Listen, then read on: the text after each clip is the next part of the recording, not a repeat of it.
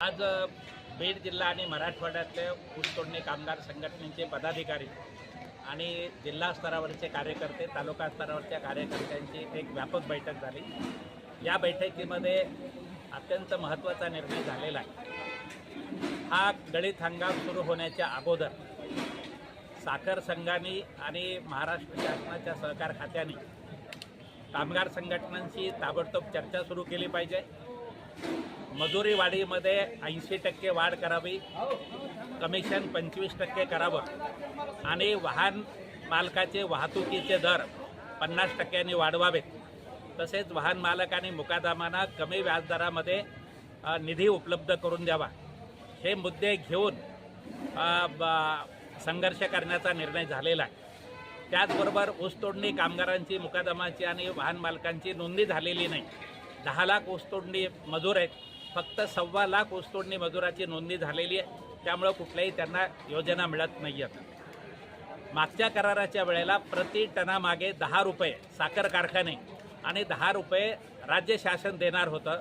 त्याच्यातले फक्त 3 रुपये दराने साखर कारखान्यांनी निधी दिलेला आहे, बाकीचा निधी जमा झालेला नाही। तो थकलेला निधी ताबडतोब मंडळामध्ये द्यावा आणि त्या निधीमधनं कल्याणकारी योजना लागू कराव्यात। हे अत्यंत महत्त्वाची मागणी करण्याचा निर्णय आजच्या बैठकीत झालेला आहे।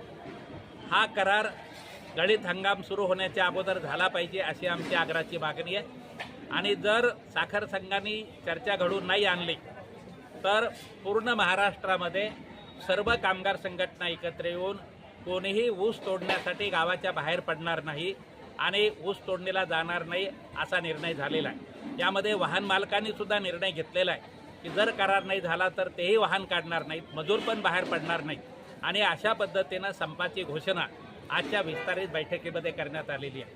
आमचं महाराष्ट्राचे मुख्यमंत्री देवेंद्र फडणवीस आणि सहकार मंत्री आणि साखर संघाचे पदाधिकारी यांना आवाहन आहे की तुम्ही ताबडतोब बैठक लावा, ऊसतोडणी मजुरीच्या दराबद्दल आणि वाहतुकीच्या दराबद्दल आणि कमिशनबद्दलचा करार करा आणि ऊसतोडणी मजूर आणि ह्या सर्वांचे प्रश्न सोडवा।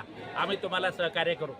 दुर्दैवानं काही लोक साखर कारखानदार यावेळेला मजुरी देणं अवघड आहे, साखर कारखाने अडचणीत आहेत अशा पद्धतीची हूल आणि अफवा हे करतायत। साखरेचे दर प्रचंड प्रमाणावर वाढून मिळालेले आहेत, त्यामुळं साखर कारखानदाराची ही ओरड ही आम्हाला मान्य नाही आहे।